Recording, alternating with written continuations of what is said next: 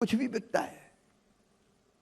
Biostimulant के नाम पर, जैव उत्तेजक के नाम पर 30,000 चीजें, दवाइयां बिक रही थी।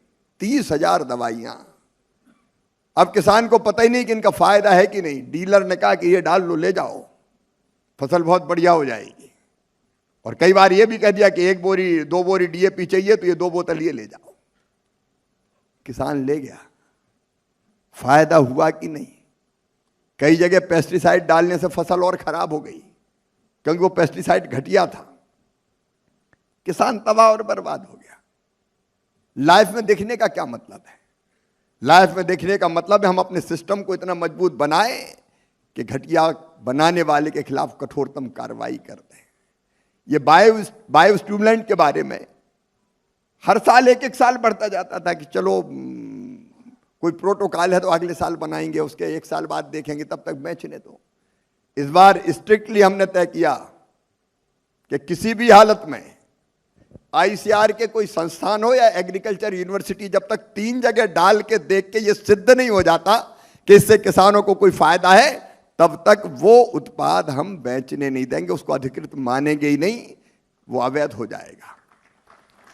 और आप आश्चर्य करोगे, कई तो सामने आई नहीं जब ये कहा कि ये प्रोटोकॉल है।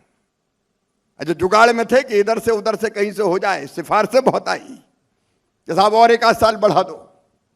हमने तय किया किसी भी कीमत पर नहीं, जब तक वैज्ञानिक रूप से सिद्ध नहीं हो जाता कि इसको डालने का कोई फायदा है, तब तक नहीं बेचने देंगे।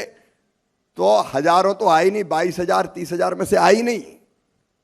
ये प्रयोग करवाने के डाल के देखें किसी एग्रीकल्चर यूनिवर्सिटी आईसीआर के पास।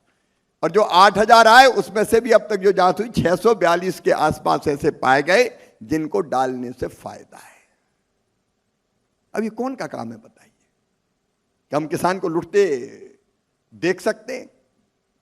अगर किसान लुटता रहे और हम बैठे रहें तो हमारा और हमारे विभाग का मतलब क्या है?